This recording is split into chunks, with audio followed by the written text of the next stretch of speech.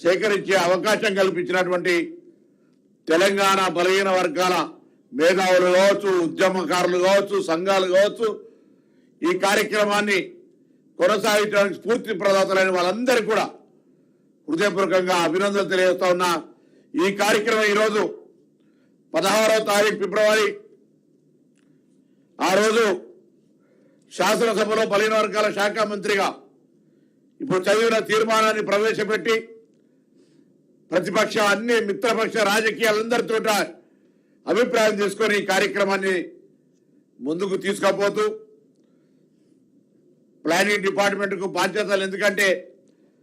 BC commission దగ్గర అంత infrastructure ఉన్నది కాబట్టి ప్రభుత్వం మొత్తం 1 లక్ష పైన ఎమ్యునరేటర్లు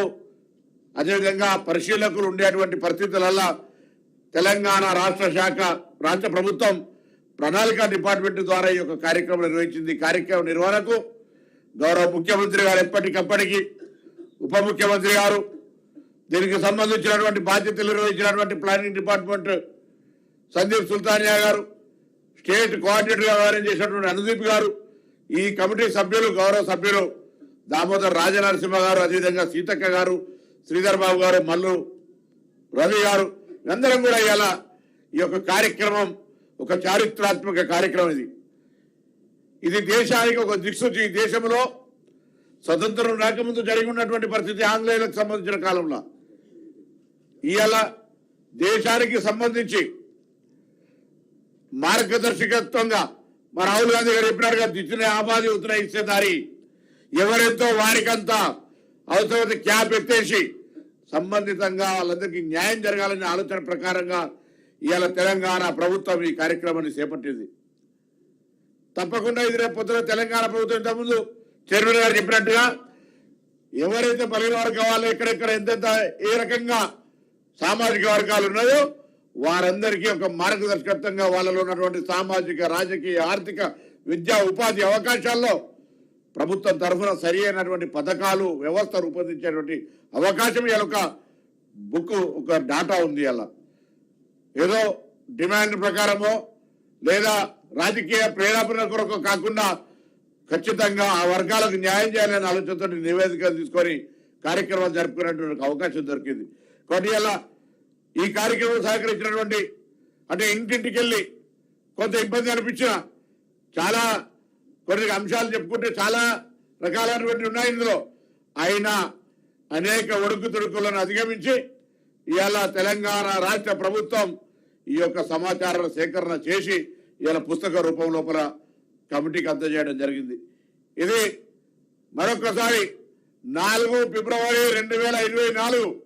4 ఫిబ్రవరి 2025 ఇదొక సంవత్సరం లోపల పూర్తి చేసుకొని తెలంగాణ సమాజానికి అందజేయడం అంటే ప్రభుత్వ కమిట్మెంట్, చిత్తశుద్ధిని ఇలా తెలంగాణ యావత్ బలహీన వర్గాల ప్రజలు, సంఘాలు, మేధావులు ఆలోచన చేయాల్సిన అవసరం ఉంది. ప్రభుత్వం యొక్క చిత్తశుద్ధిని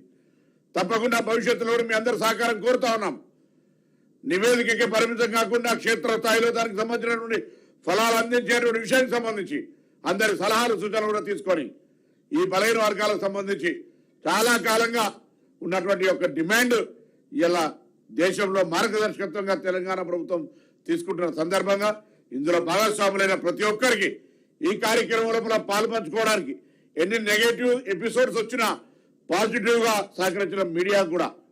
ఎందుకంటే ఇది ఒక సామాజికంగా ఒక పెద్ద ఉద్యమం అన్నటువంటి పరిస్థితి ప్రతి వ్యక్తికి ఇందులో ఒక ఆలోచన. కాబట్టి ఇది జరుగుతున్నటువంటి నివేదిక, కేబినెట్, శాసనసభ, చట్టాల లోపల ఉన్నటువంటి అన్ని రకాల అంశాలను అధిగమిస్తూ ఈ కార్యక్రమాన్ని తీసుకొని పోతున్న సందర్భంగా మరొకసారి ఇందులో భాగస్వాములైనటువంటి అధికారులందరికీ, గౌరవ ముఖ్యమంత్రి, ఉప ముఖ్యమంత్రి గారు, అదేవిధంగా సహచార ఈ కమిటీ సభ్యులతో పాటు మిగతా గౌరవ మంత్రులు, శాసనసభ్యులు, మిగతా రాజకీయ పార్టీలు, ప్రజాస్వామికవాదులు, బలహీన వర్గాలు, మేధావులు అందరూ కూడా అనేక సందర్భాల్లో అనేక అంశాల్లో ప్రొఫెసర్స్, రకరకాల మేధావులతోటి ఇంటరాక్ట్ అయినాం. ఇవాళ ఇది ఒక పుస్తక రూపం, ఒక సమాచారంగా ఒక వచ్చింది అంటే అందరి యొక్క సహకారం ఉంది. వారందరూ కూడా హృదయపూర్వకంగా ధన్యవాదాలు తెలియజేస్తూ ఈ యొక్క కార్యాచరణను ముందుకు తీసుకుపోయే విధంగా భవిష్యత్తులో మీ అందరి సహకారంతో ఈ తెలంగాణ బలహీన వర్గాల గొంతుగా వాళ్ళందరికీ అండగా ఉండే కార్యక్రమం